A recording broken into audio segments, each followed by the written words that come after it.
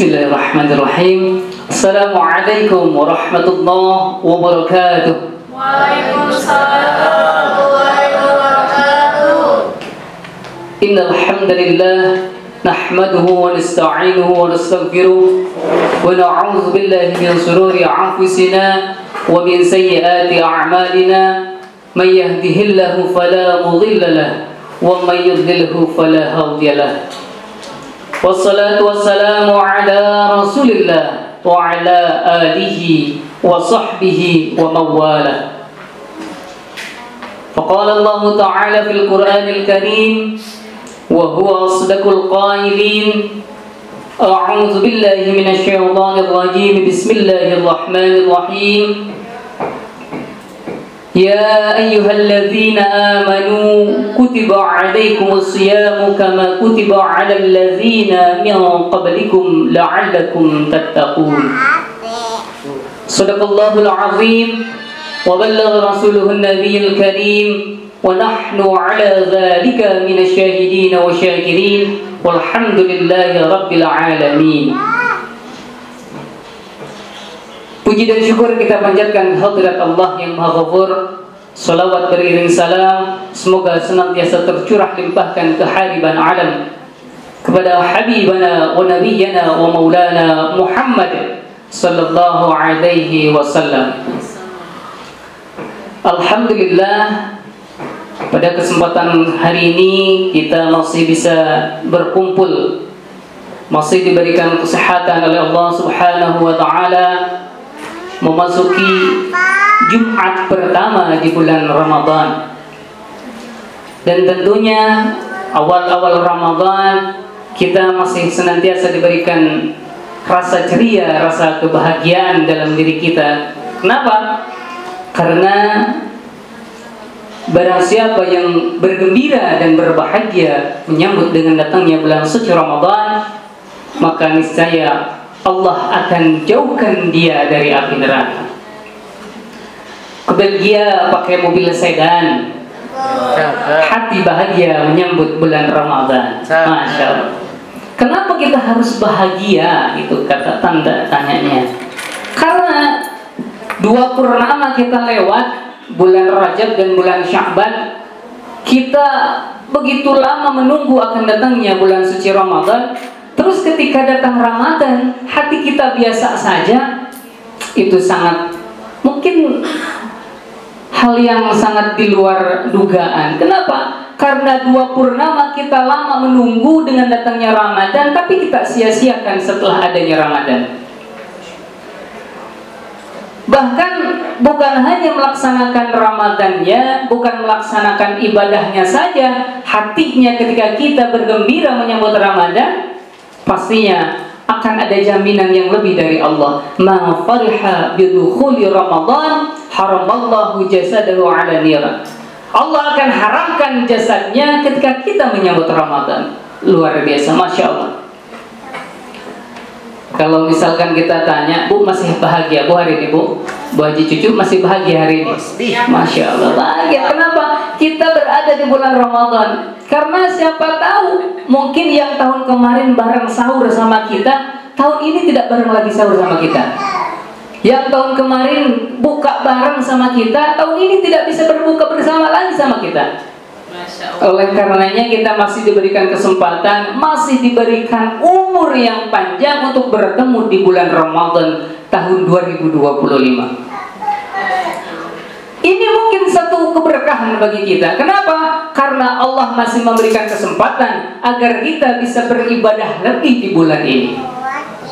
Oleh karenanya ketika bulan Rajab kita berdoa, Allahumma barik lana fi Rajab wa Sya'ban wa ballighna Ramadan. Untuk apa? Agar kita bisa beramal lebih ketika di bulan Ramadan.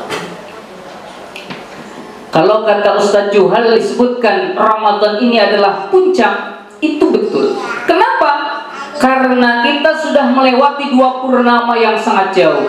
Ketika tiba di bulan Ramadan, kita tentunya memanfaatkan momen-momen terbaik di bulan Ramadan. Kalau kita telaah, Allah memberikan fase-fase istimewa atau momen-momen istimewa di setiap waktunya. Jika satu hari 24 jam, Bu, ada momen atau waktu yang istimewa di 24 jam itu. Kapan? Sepertiga malam. Itu momen istimewa. Allah berikan lebih di momen itu. Silahkan berdoa sebanyak-banyak. Jika hari satu minggu ada 7, ada satu hari yang istimewa. Kapan itu? Hari Jumat. Kenapa? Karena Jumat adalah Sayyidul Ayyam, rajanya hari. Hari ini awal Jumat pertama Ramadan. Perbanyak doa. Momennya bukan hanya Jumat, hari Jumat di bulan suci Ramadan. Jika satu bulan ada 30 hari, Allah kasih momen istimewa. Kapan itu? Di 13, 14 dan 15, atau kita kenal dengan Ayyamul Bid. Dibahas oleh Ustadz Asad Ilyas. Bagaimana cerita tentang Ayyamul Bid, bisa dilihat kajiannya di channel SMP Atas Al-Muhajirin. Selanjutnya, jika satu tahun ada 12 bulan, kapan momen terbaik di 12 bulan itu? Yakni bulan suci Ramadan. Oleh karenanya kita bersyukur kepada Allah, kita semua yang hadir di sini, yang hadir di rumah mama, papa, ayah, bunda, atau barangkali anak soleh dan solehah yang sekarang berada di rumah, yang sedang sakit, kita bersyukur kepada Allah karena hari ini kita masih diberikan kesehatan oleh Allah, bertemu dengan bulan suci Ramadan. Hadirin rahimakumullah, berangkat dari surah Al-Baqarah ayat 183 tadi. Ya ayyuhalladzina amanu kutiba alaikumus siyamu kama kutiba alal ladzina min qablikum la'allakum tattaqun. Yang diseru dalam ayat tersebut adalah orang-orang beriman. Kalau kata Pak Ustadz Asil, kenapa bukan orang Islam? Kenapa bukan ya ayyuhalladzina aslamu? Kenapa bukan orang Islam? Karena ketika KTP-nya Islam, belum tentu hatinya dia betul-betul beriman. Karena banyak ketika dia mengaku Islam, tapi sholat tidak dia lakukan. Dia mengaku Islam, tapi puasa dia tidak lakukan. Maka yang diseru oleh Allah adalah alladzina amanu. Selanjutnya, Ramadan adalah bulan yang berkah, bulan yang mulia, bahkan sebutannya banyak di bulan Ramadan. Ada yang disebut Syahrul Qiyam, Syahrul Siyam, Syahrul Quran. Bahkan ada ulama yang menguraikan dari kata Ramadan itu sendiri. Ramadan dibuat dari 5 huruf, yakni Ra, Mim, Dhal, Alif, dan Nun. Diuraikan oleh ulama, Ra yang pertama bermakna rahmah. Berarti Ramadan adalah bulan yang penuh rahmat. Mungkin kita rasakan sekarang yang usahanya terasa berbeda. Kenapa? Mungkin yang usaha makanan di bulan Ramadan biasanya omset hanya 100%, bisa jadi 500%.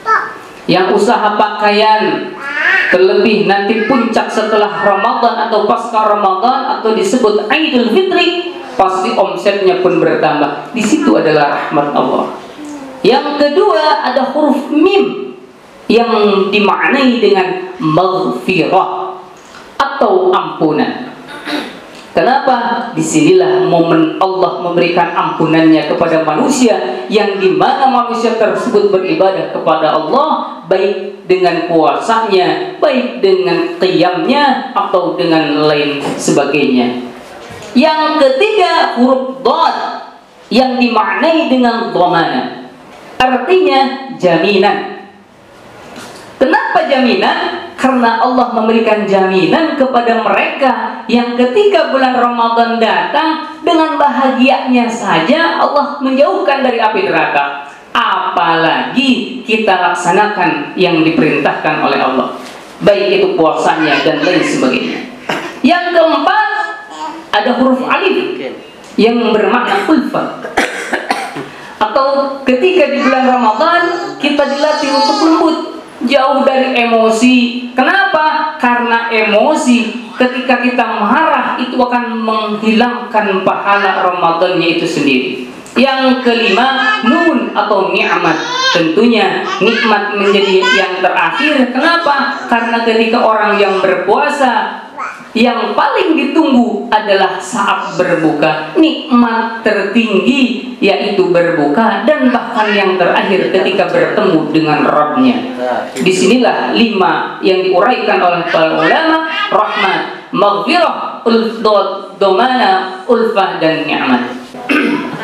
5 amalan istimewa yang ada di bulan suci Ramadan. Yang pertama adalah siam. Ini adalah amalan yang utama. Kenapa? Karena Ramadan adalah bulan di mana kita dilatih untuk menjaga kita bagaimana tidak makan di siang hari, tidak minum di siang hari. Tetapi bukan hanya itu. Kita bisa menjaga panca indera kita, hati kita, menahan emosi, menahan untuk tidak membicarakan orang lain. Kenapa? Karena banyak orang yang berpuasa yang hanya menahan haus dan lapar. Kam min sha'imin laisa lahu min siyamihi illa al-ju'. Banyak dari orang-orang yang berpuasa tetapi rugi dengan berpuasanya. Kenapa? Karena hanya menahan haus dan lapar saja. Oleh karenanya kita mencoba untuk berpuasa panca indera. Mata kita berpuasa dari melihat hal-hal yang tidak baik. Mulut kita jaga untuk berpuasa untuk tidak membicarakan orang lain. Hidung kita jaga untuk berpuasa untuk tidak mencium hal-hal yang sembarangan. Selanjutnya, 2 amalan yang istimewa di bulan Ramadan, yakni qiyam. Kita mendirikan sholat. Kalau sholat wajib itu hal yang biasa kita lakukan setiap hari, akan tetapi perlu diingat, pahalanya yang wajib Allah lipat gandakan, pahala yang sunnah Allah lipat gandakan, apalagi yang wajib. Oleh karenanya dalam sabda Rasulullah SAW yang diriwayatkan oleh Bukhari dan Muslim, man qama ramadhana imanan wa ihtisaban ghufira lahu ma taqaddama min dhanbi. Barang siapa yang mendirikan salat imanan wa ihtisaban, dengan iman, dengan keyakinan kepada Allah dan mengharap pahala dari Allah, ghufira lahu ma taqaddama min dhanbi. Redaksi hadis yang mirip dengan man shoma ramadhana ini membuktikan bahwa janji Allah bagi mereka yang berpuasa dan sholat karena Allah, akan Allah ampuni dosa-dosanya yang telah lalu. Amalan ketiga yakni membaca Al-Quran. Oleh karenanya Ramadan ini dikenal dengan Syahrul Quran. Kenapa? Karena Al-Quran Allah turunkan di bulan suci Ramadan. Syahrul Ramadan alladzi unzila fihi al-Quran. Al-ayat, bahwa bulan Ramadan Allah turunkan Al-Quran di bulan tersebut. Berarti menunjukkan istimewanya Al-Quran ketika kita baca di bulan suci Ramadan. Ketika di bulan yang lain itu berpahala, terlebih di bulan suci Ramadan, bulan yang istimewa, bacaan kita berlipat ganda. Amalan yang keempat yakni sedekah.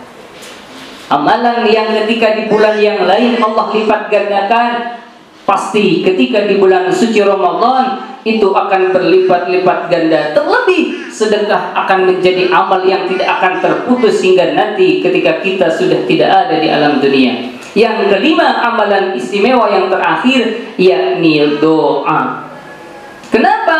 Karena momen yang terbaik, bulan yang terbaik Ramadan akan memberikan doa yang tidak akan pernah tertolak atau akan langsung dikabul oleh Allah. Terlebih ketika kita akan berbuka puasa. Ketika berpuasa, setelah sampai di akhir, yakni ketika maghrib tiba, kemudian kita berdoa untuk berbuka puasa. Setelah itu kita berdoa karena di sana adalah momen terbaik, makbul, doa yang tidak akan tertolak oleh Allah. Oleh karenanya 5 amalan ini yang senantiasa kita jaga, 5 amalan ini yang senantiasa kita laksanakan. Mudah-mudahan pada pertemuan kajian kali ini menjadi motivasi untuk diri saya pribadi dan motivasi untuk semua para santri juga para ayah bunda yang ada di rumah. Mudah-mudahan bulan Ramadan ini kita manfaatkan sebaik mungkin. Kita senantiasa diberikan kesehatan oleh Allah untuk melaksanakan Ramadan dengan sebaik-baiknya. Kurang lebihnya mohon maaf. Wal afu minkum wallahul wafiq ila aqwamit thoriq. Wassalamualaikum warahmatullahi wabarakatuh.